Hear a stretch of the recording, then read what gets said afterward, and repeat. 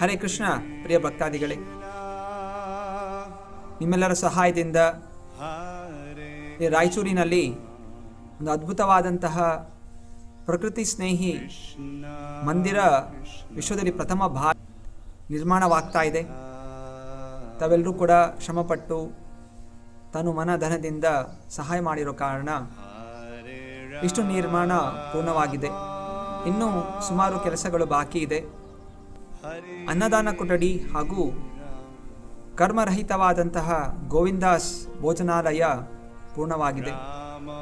ಇನ್ನು ಮುಖ್ಯವಾಗಿ ರಾಧಾ ಶ್ಯಾಮಚಂದ್ರ ಹಾಗೂ ಗೌರಾಂಗ ಮಹಾಪ್ರಭುಗಳ ಅದ್ಭುತವಾದಂತಹ ಸಭೆ ಪೂರ್ಣಗೊಳ್ಳಬೇಕಾಗಿದೆ.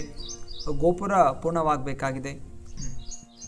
ಗೋಶಾಲೆ, ಗೋಸೇವೆ, ಅನ್ನದಾನ, ಭಗವದ್ಗೀತೆಯ ಪ್ರಚಾರ, ಹರೇ ಕೃಷ್ಣ ಮಹಾಮಂತ್ರದ ಪ್ರಚಾರ, ನಗರ ಕೀರ್ತನೆ, ಅದ್ಭುತವಾದಂಥ ಹಬ್ಬಗಳು, ತಪಸ್ಯಗಳು, ಯಾತ್ರೆಗಳು, ಹೀಗೆ ಅನೇಕ ರೀತಿ ಈ ಮಂದಿರವನ್ನು ಪೂರ್ಣಗೊಳಿಸುತ್ತಾ ನಾವು ನಮಗೆ ಹಾಗೂ ನಮ್ಮ ಮುಂದಿನ ಪೀಳಿಗೆಗಳಿಗೆ ಒಂದು ವಿಶೇಷವಾದಂತಹ ಸಹಾಯವನ್ನು ನಾವು ಮಾಡುತ್ತಿದ್ದೇವೆ.